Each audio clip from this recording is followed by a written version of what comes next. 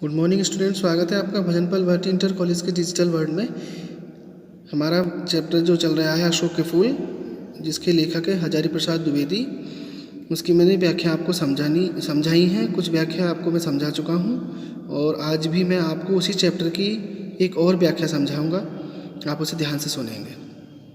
अशोक का वृक्ष जितना भी मनोहर हो, जितना भी रहस्यमय हो, जितना भी अलंकारमय हो, परंतु वह उस विशाल सामंत सभ्यता की परिष्कृत रुचि का प्रतीक है जो साधारण प्रजा के परिश्रमों पर पली थी, उसके रक्त के संसार कणों को खाकर बड़ी हुई थी और लाखों करोड़ों की उपेक्षा से जो समृद्ध हुई थी।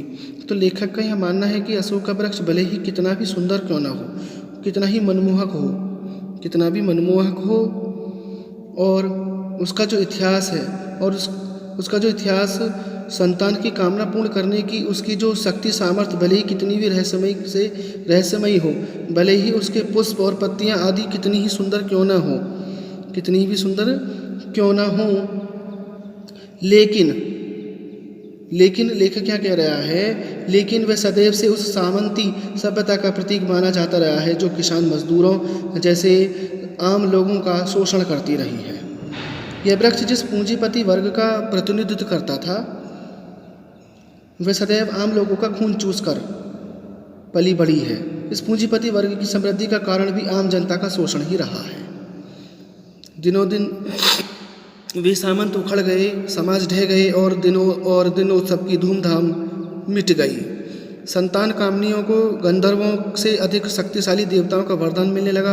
पीरों ने, भूत भैरवों ने, काली दुर्गा ने यक्षों की इज्जत घटा दी। दुनिया अपने रास्ते पर चली गई, अशोक पीछे छूट गया। लेखक कह रहा है मगर आज वह समय बदल गया है। जो किसान और मजदूर लोग थे, अन्य साधारण जो लोग थे, अब अपने अधिकारों के प्रति वो जागरूक हो गए। इसलिए सामंतों और जो पूंजीपतियों की जो बादशाहत थी, जो उनका वर्चस्व था, वो अब समाप्त हो गया है। इसीलिए उनके द्वारा अपने आमोद प्रमोद और मौज मस्ती के लिए आयोजित किए गए जितने भी साधन थे, जैसे पर्वों की धूमधाम थी, अब समाप्त हो गई है। संतान की कामना करने वाली जो स्त्रियां हैं अब अशोक के वृक्ष की शरण में नहीं जाती, क्योंकि उन्हें धन संपत्ति के देवता माने जाने वाले गंधर्वों के वरदान की आवश्यकता नहीं रह गई है। ठीक है नहीं? और इसमें समझाया गया है, इसमें कहा गया है कि दुनिया अपने रास्ते पर चली गई, अशोक पीछे छूट गया।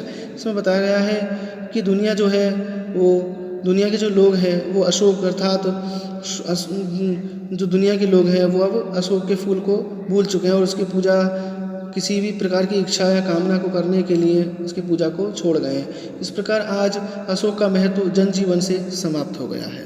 आप इस व्याख्या को समझेंगे, पढ़ेंगे। तब तक के लिए धन्यवाद। अगली जो व्याख्या होगी मैं आपको कल समझाऊंगा। तब तक के लिए धन्यवाद।